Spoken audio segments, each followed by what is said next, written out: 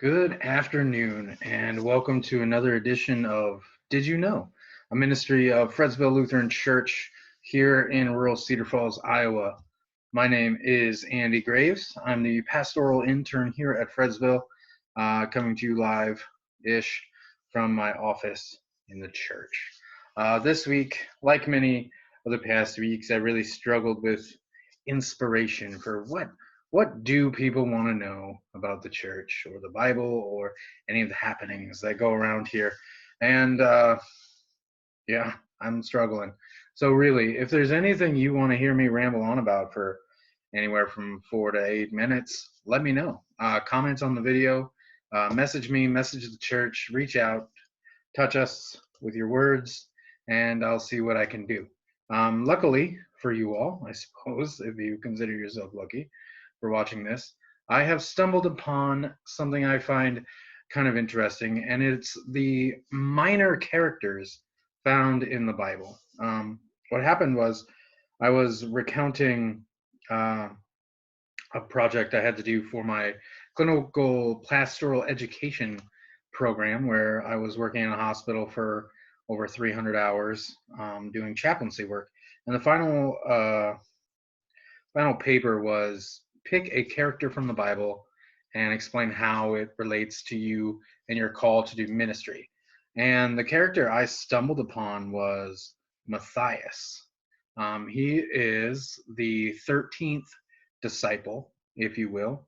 If you read through the Jesus story after Judas Iscariot commits suicide, they cast lots to replace him in the inner circle. And Matthias is the one that wins the game of chance, becomes the 13th disciple. And remembering that, I flash to all the other stories in the Bible with the unnamed characters, the unnamed masses of people, and ponder what was their story? What was their story? What were they doing when Jesus came to town? What motivated them to be a part of the movement? For instance, there's the feeding of the 5,000. Who was in that group? Depending on which story you read, they include women and children. There's men. There's families. I'm sure there's individuals. Who are those people? And unfortunately, the Bible doesn't really tell us what their story is. They're minor characters to the point of being extras in the movie, um, which is really kind of interesting. And so it's really up to us to kind of ponder what their story is and just kind of figure out what that means for us. Are we in that faceless mass, in that nameless character? Are we one of those minor people in the story of Jesus who's in the background to the point of obscurity? And I don't know. So Matthias is one of those characters. We also have in, I think, one of the Gospels, there's the naked guy who runs around, um, the naked stalker, if you will. There are unnamed women all over the New Testament that are bankrolling and supporting the ministry of Jesus and the disciples without any credit. They are the powerhouses behind the movement that don't get any recognition. So shout out to all the women in ministry who keep this thing going, steering this juggernaut of the church in all manners. From the very beginning, women were a vital role and continue to be. Um, so we have the feeding the 5,000, we have the women, we have the naked man running around following Jesus. We got Matthias, those people and people like him that are named but don't really get any play. There's no real, it's a drop in a hat, like Aquila and Priscilla, Chloe, Paul's other kind of counterparts in the various churches. And so maybe you find yourself being a minor character in the life of the church. And I just want to let you know that I see you. I appreciate you.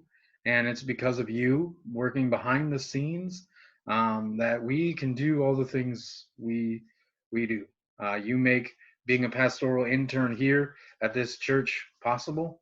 The learning and growing that I've done over the past 2 years, 2.5 years, is possible due to the work of the unnamed folks. I don't know all of you. I haven't met all of you.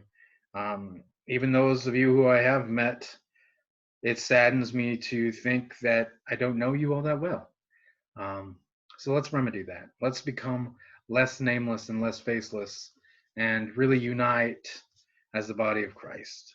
So, with that little pondering laid upon you, I continue to pray for each and every one of you through this pandemic time, through this worldwide crisis of just disruption.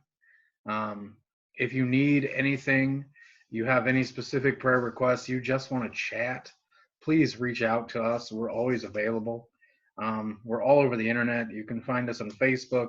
You can find me on Facebook. You can find the church on Facebook, YouTube comments, you name it. We'll find you. Call the church, leave a message, email the church, do all the things. Hit us up on every possible thing just to make sure. Yeah, because we're here for you.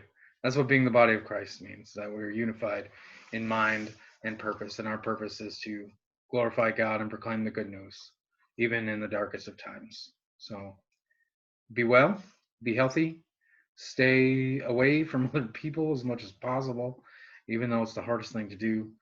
And until next time,